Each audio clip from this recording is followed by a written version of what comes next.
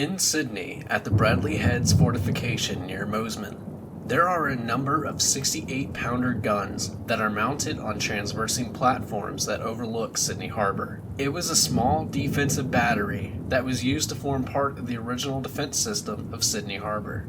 The site has now become a heritage-listed war memorial area. This fortification also consists of barracks and underground tunnels for ammo storage, shelter, and medical supply rooms. The original structure has been there since the mid-1800s, with upgrades occurring regularly until its decommission in 1934. During my Cub Scout days, our group would often go on field trips to places with historical significance such as this. It was a stormy, miserable day when we set off for Mosman. Our troop leader was a pretty strict and harsh man that never let anything like weather get in the way of an outing. I didn't particularly mind though. I enjoyed the rain, and find that it adds a special element to old, somber sites like abandoned war batteries. Being a New Zealander only made it easier again. I couldn't help but laugh at the Australians in my troop that were shivering under large coats, while I took a thin hooded jacket that I kept in my pack. Our bus pulled onto the side of the road at the bottom of the hill near the site, and we began to file off one by one. I trudged out last, being quite new and not having many friends. I tended to hang back and keep my head down. My troop leader barked for me to put a jacket on, but I shook my head and said I was fine. He mumbled under his breath before walking off to begin the climb up the hill to the fortification.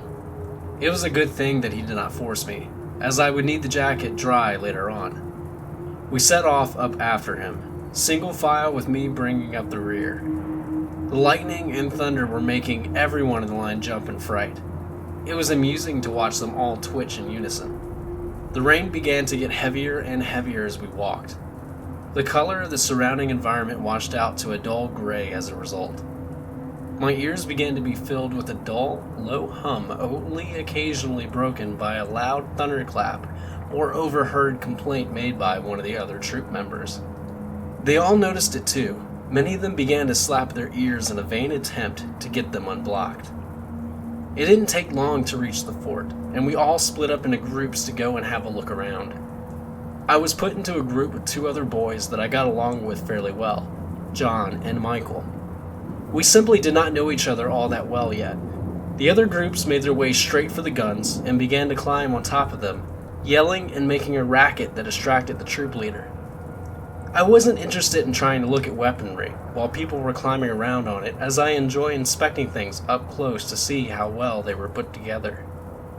I made my feelings clear to the other two boys and they agreed with me. I instead turned my attention to the stairs leading down to the now flooded barracks area.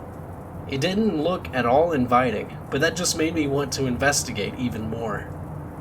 I began to make my way toward the stairs with the two boys in my group following reluctantly behind me.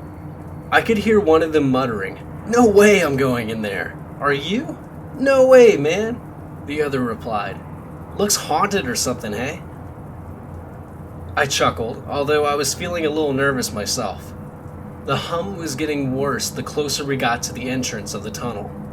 I shook my head vigorously to relieve the pressure on my ears, and it seemed to help a little. I looked behind to see the other two digging into their ears with their fingers. Strange. I couldn't imagine why this was happening. We were practically at sea level after all. I stopped at the entrance of the tunnel and peered inside. Something definitely felt off here. I couldn't feel pressure radiating out of the tunnel, as though the air pressure was triple that of what was outside it, but it was not like a breeze or wind. It was difficult to put into words. Whatever it was, it made John and Michael stay a few steps behind me. We were all silent. An eerie sound echoed its way through the mouth of the tunnel, its origin seemingly coming from somewhere inside. I took my flashlight out of my bag strap loop and turned it on. It flickered to life briefly before making a terrible high-pitched buzzing noise and beginning to vibrate slightly. The bulb began to glow intensely bright before going out with a loud pop. I gasped and dropped it. It was brand new with new batteries and the same make as the other issued flashlights that we had all received when we had joined Cub Scouts. The flashlight fell into a 5-inch deep puddle that extended out of the clearly flooded barracks entrance. It rolled around lazily side to side under the water as I watched it, astonished at what had happened. "Don't go in there, man," John said finally. "Yeah," Michael agreed while nodding his head. "This place don't feel right." I turned to them and tried to keep a straight face. "It's fine. I don't think I can get far anyway," I said. I pointed at the puddle that my flashlight was in. "It slopes downhill, so it's only going to get deeper as I go in." Michael then turned on his flashlight and shone it past me in the darkened entranceway. I bent down and picked up my flashlight. It felt warm in my hand. I shook my head and slipped it back into the easy access loop of my bag strap. "Useless junk," I muttered to myself, before looking up to see what Michael's flashlight had illuminated. As I had suspected, the floor of the barracks resembled a paddling pool filled with rusty-colored water. I called out, "Hello!" and it echoed for ages. I looked back to see Michael looking very uncomfortable.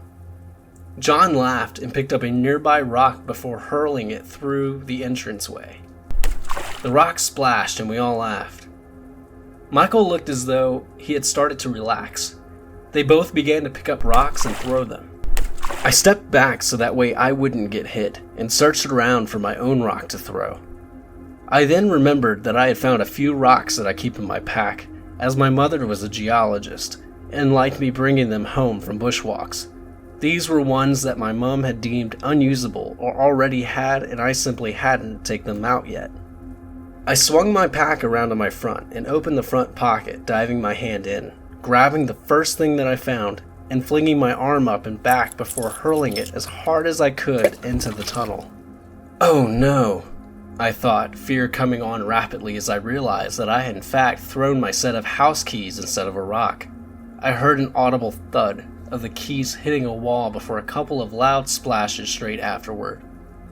The key ring was a large gemstone that my mother had given me, and it only had 2 small keys on it that were dwarfed by the stone. Ironically, this large stone was given to me in an attempt to get me to stop losing my keys. This was the 3rd set that had been cut for me since moving to Australia, and was told that it was to be my last or I would be grounded. I couldn't leave without them.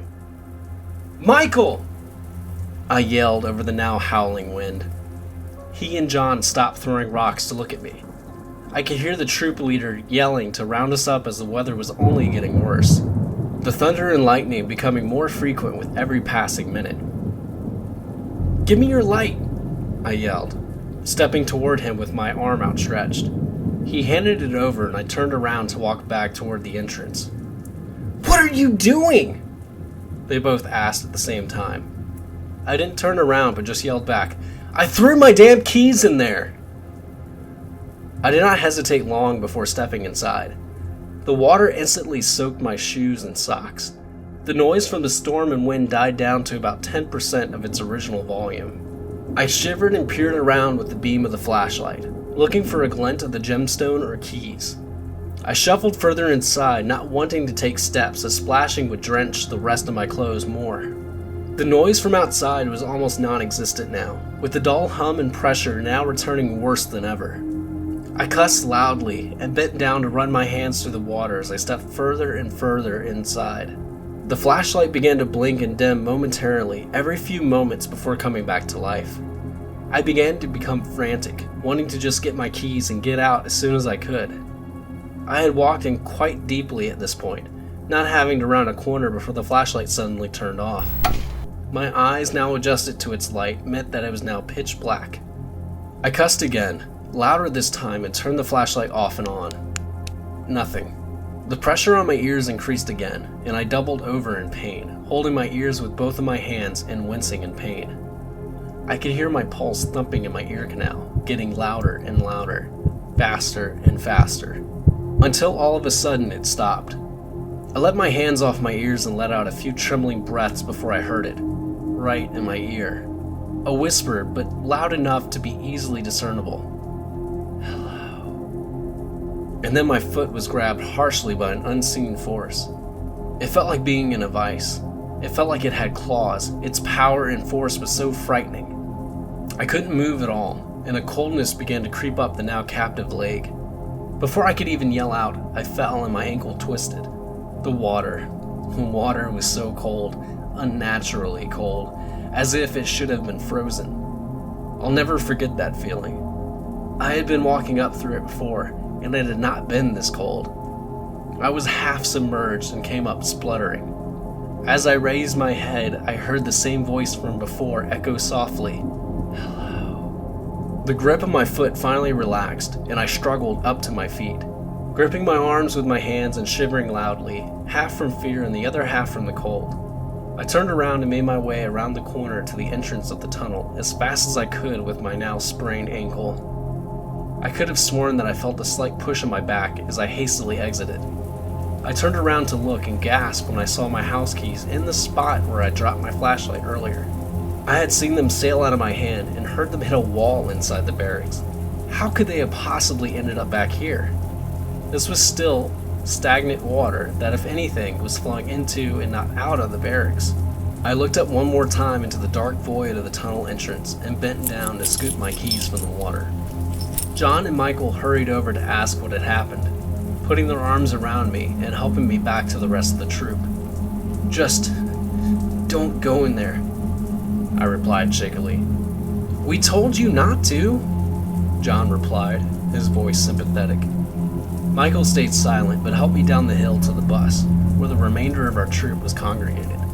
The troop leader asked us where we had been and why I was limping. I just shook my head and told him that I was fine again. He ushered us into the bus and we left the area bound for home. Luckily, I had a dry jacket in my pack. As I took it off, I noticed that my flashlight looked as though it had been burnt in a couple of spots. After retrieving my jacket and putting it on, I took the flashlight out to examine it more closely. I turned it over in my hand slowly, holding my breath in terror at what I was observing. The flashlight had a handprint, seemingly burnt into the plastic handle. I showed it to John, who was sitting next to me, and he encouraged me to throw it away as it was broken into 2 pieces from the fall in the tunnel. I asked him if he could see the handprint, but he refused to look. I decided to keep the entire experience to myself after that, until now. This makes no sense to me. This fort was never involved in conflict. No one died there. It wasn't even used during the last World War. What the hell could it be?